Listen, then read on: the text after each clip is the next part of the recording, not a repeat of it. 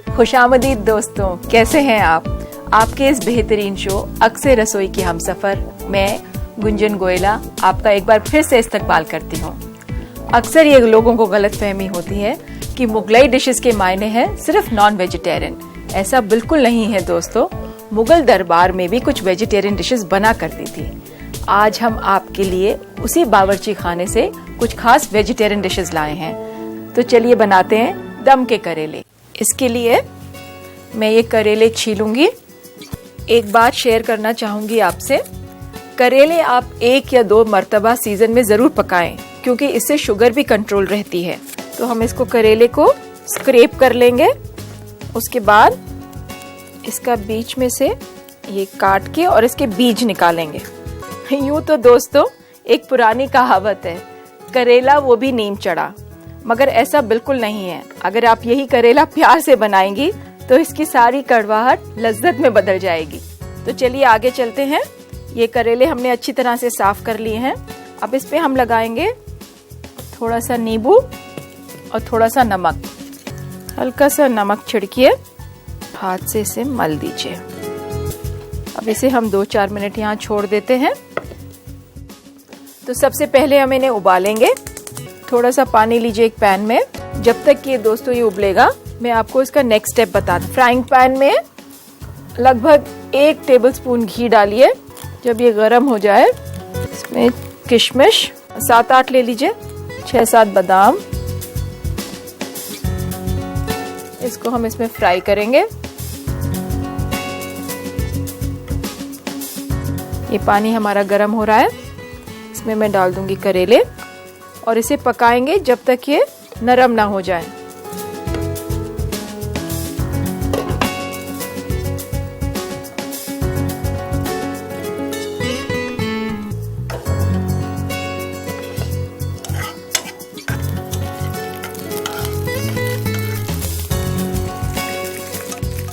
बस हल्का सा कलर ही देना है। तो आइए देखते हैं, अब तक हमारे करेले गल गए होंगे। तो ये लगभग तैयार हैं।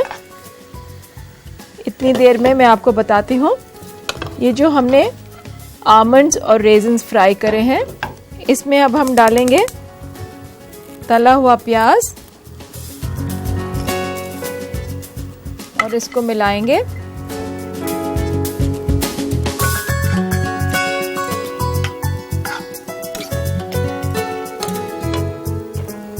दोस्तों ये करेले अब बिल्कुल तैयार हैं। मैं इसे ठंडा करती हूँ।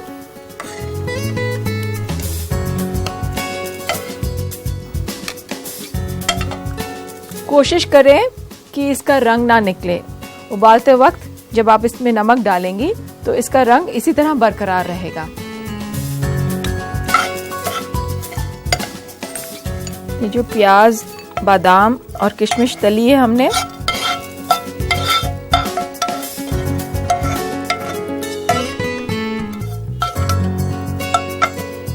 थोड़ा सा नमक मिलाएंगे।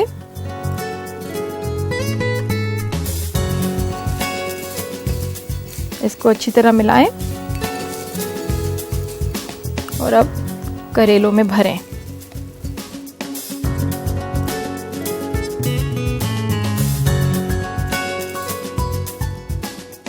अच्छी तरह दबा दें।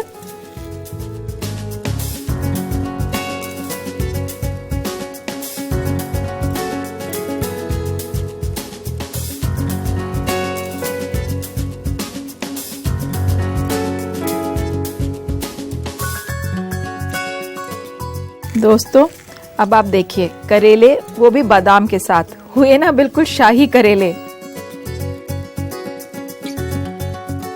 हम चारों करेले बांध देंगे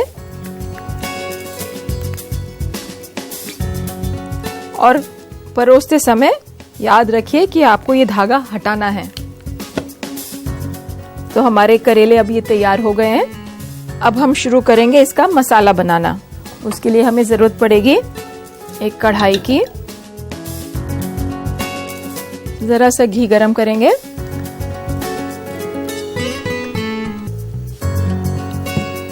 ये हमारा घी गरम हो रहा है। इसमें डालेंगे हम प्याज,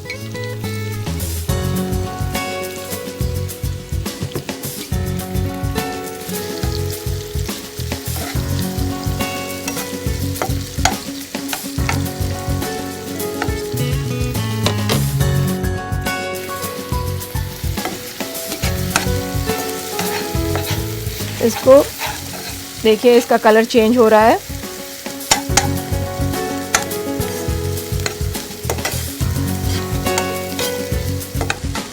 एहतियात बरतिए, जब प्याज तलने पे आता है तो एकदम कलर पकड़ता है, यहाँ तक कि जो कलर पैन में होगा बंद करते करते ठंडा होते हुए भी और लाल हो जाएगा। तो आप कोशिश करके 1 डिग्री कम रखिए कलर को। अब हमारा प्याज ऑलमोस्ट डन है। थोड़ी सी गैस हम हल्की करेंगे। इसमें डालेंगे कुटा हुआ धनिया, थोड़ा सा कटा हुआ अदरक,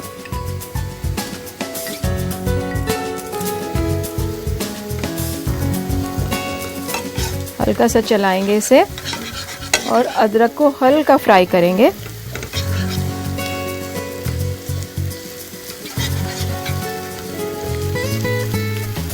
ये अब हमारा अदरक और धनिया दोनों भुन गए हैं। अब मैं डालूंगी ये हंग कर्ड।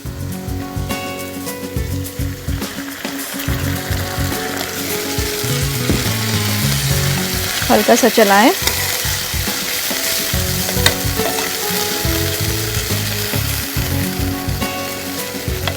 इसमें डालेंगे हल्का सा इमली का पानी,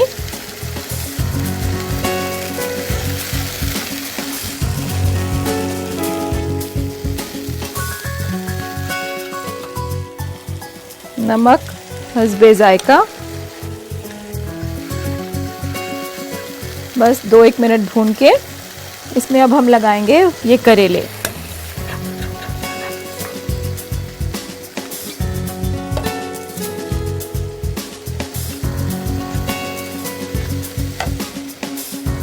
दोस्तों एहतियात बरतिए कि करेले का मुंह ऊपर की तरफ हो। थोड़ा सा गरम मसाला ऊपर से बुरक देंगे।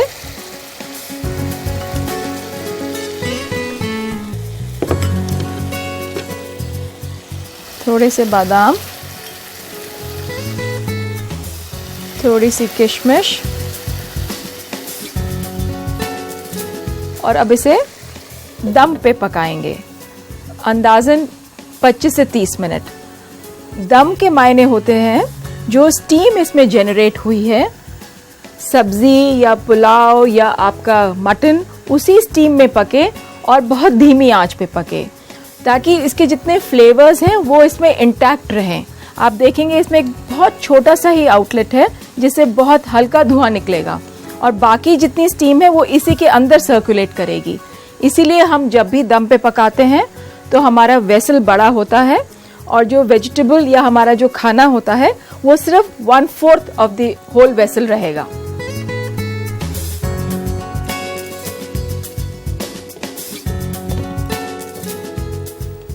तो देखते हैं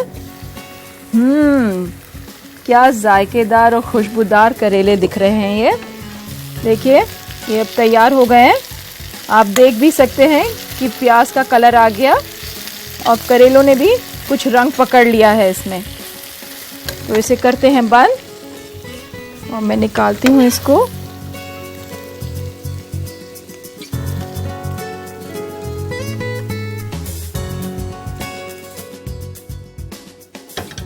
तो ये हुए तैयार हमारे दम के करेले।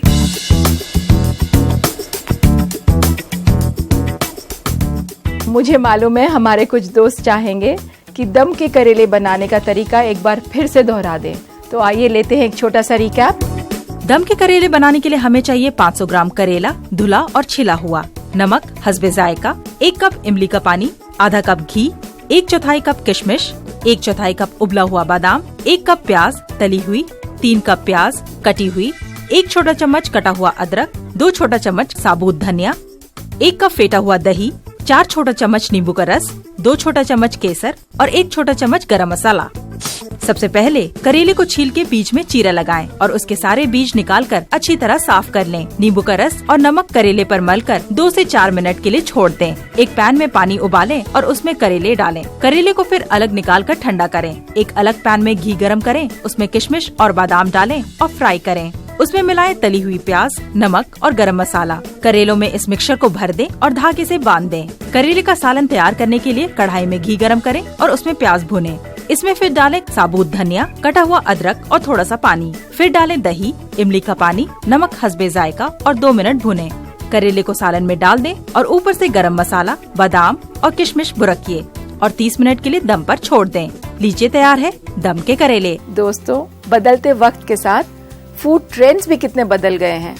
पहले मुझे याद है घर में किसी की शादी हुआ करती थी तो घर वाले इकट्ठे हो सब कुछ अपना अपना काम बांट लिया करते थे, मगर आज तो सब कुछ केटर के हवाले है।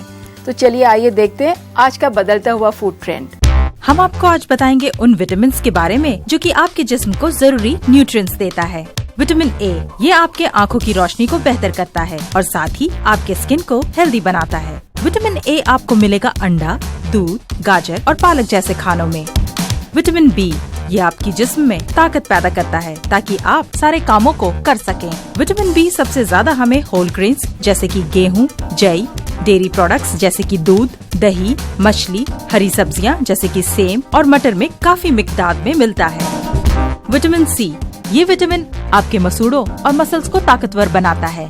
यह आपके इन्फेक्शंस को भी कम करता है। विटामिन सी हमें सबसे ज्यादा नारंगी, टमाटर, फूल गोभी, पत्ता गोभी और स्ट्रॉबेरी में मिलता है।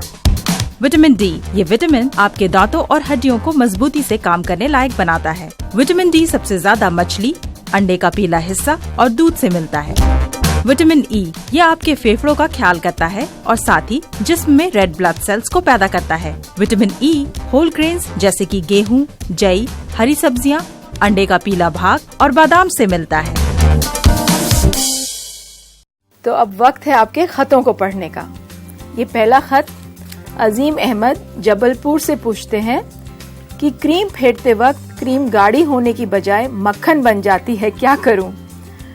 तो अजीम भाई, पहली बात आप क्रीम फेंटने से पहले क्रीम को कम से कम 1-1.5 घंटा फ्रिज में रखें और अगर ये पॉसिबल नहीं हो तो क्रीम के बोल के नीचे आप थोड़ी बर्फ लगाएं और क्रीम तभी फेंटिए। गरम क्रीम फेंटने का मतलब है आप मक्खन बनाने का प्रोसेस ऑन कर रहे हैं।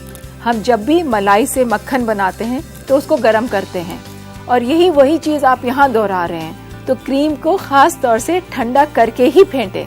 रेहाना पूछती हैं कानपुर से कि चावल में अक्सर कीड़े पड़ जाते हैं, कोई ऐसा उपाय बताइए जिससे चावल महफूज रहे।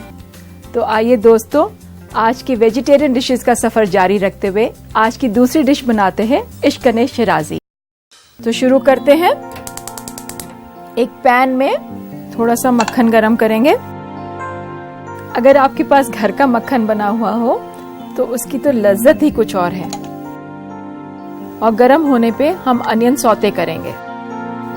एक बात की एहतियात रखिए दोस्तों, मक्खन को ज्यादा ना पकाएं, नहीं तो यही मक्खन घी बन जाएगा और ये आपको व्हाइट सॉस बनाने में और तकलीफ देगा। तो अब मक्खन हमारा गरम हो गया है।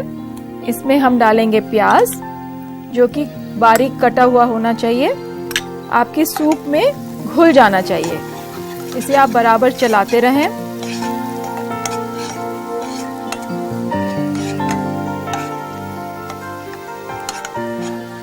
प्याज हम सिर्फ ट्रांसपेरेंट होने तक ही भूनेंगे।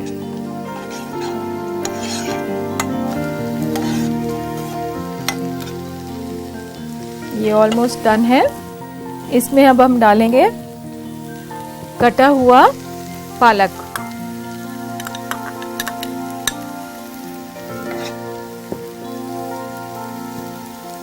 ये वॉलनट।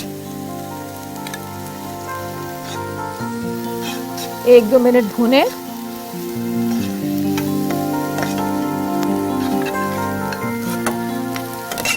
अब हम डालेंगे पानी और इसे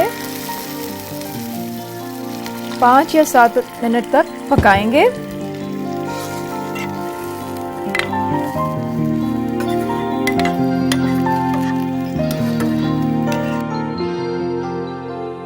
तो आइए बनाते हैं व्हाइट सॉस।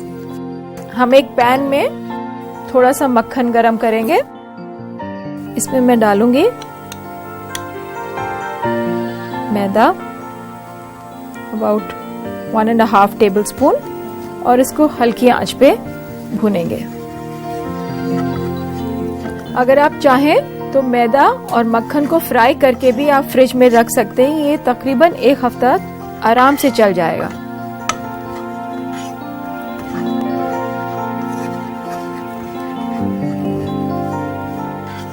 तो अभी हमारा तैयार हो गया है। मैदा अच्छी तरह भुन गया है। मैं इसमें पानी डाल रही हूँ।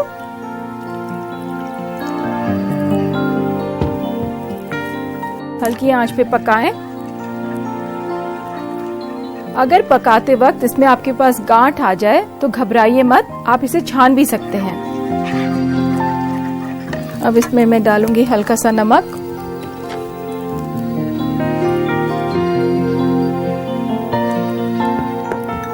थोड़ी सी काली मिर्च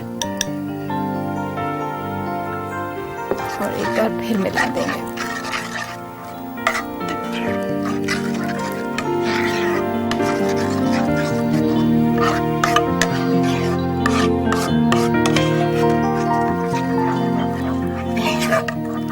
जैसा कि मैंने आपको बताया था, सूप पकाते वक्त आप अगर इसको इसमें डाल देंगे तो ये आपका थिकनिंग एजेंट हो जाएगा।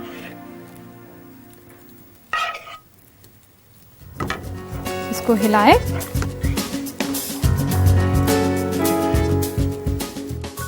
तो अब हम मिलाएंगे इसमें थोड़ा सा व्हिप्ड कर्ड। अंदाजन हम 1.25 कप दही डालेंगे।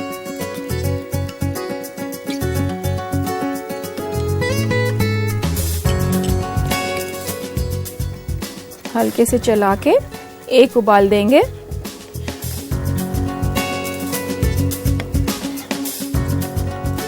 आप इसकी वेरिएशन ये कर सकते हैं, अखरोट की जगह बादाम डालें, पालक की जगह आप टमाटर भी डाल सकते हैं। हल्का सा उबाल आने दें।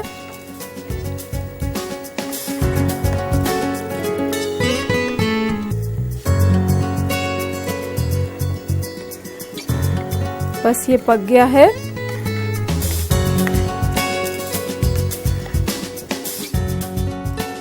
ये सूप हमारा रेडी है और इसे अब हम डालेंगे एक सर्विंग बोल में।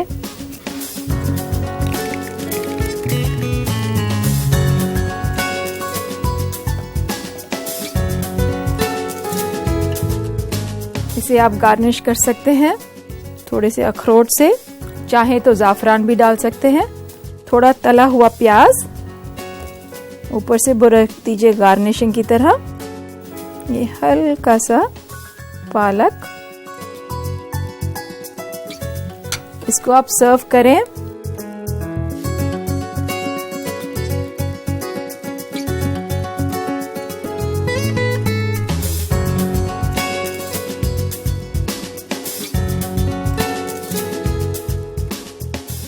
मैं यकीन से कह सकती हूँ जो लेडीज प्रेग्नेंट हैं या एनेमिक है उनके लिए ये सूप बहुत फायदेमंद रहेगा, क्योंकि पालक की जो खासियत है वो है आयरन, और इसमें जितनी आयरन आपको मिलेगी शायद एक आयरन टैबलेट में भी ना मिले। तो इसे शौक से पीजिए और देखिए कि आपकी आयरन लेवल या हेमोग्लोबिन लेवल जरूर बढ़ेगा।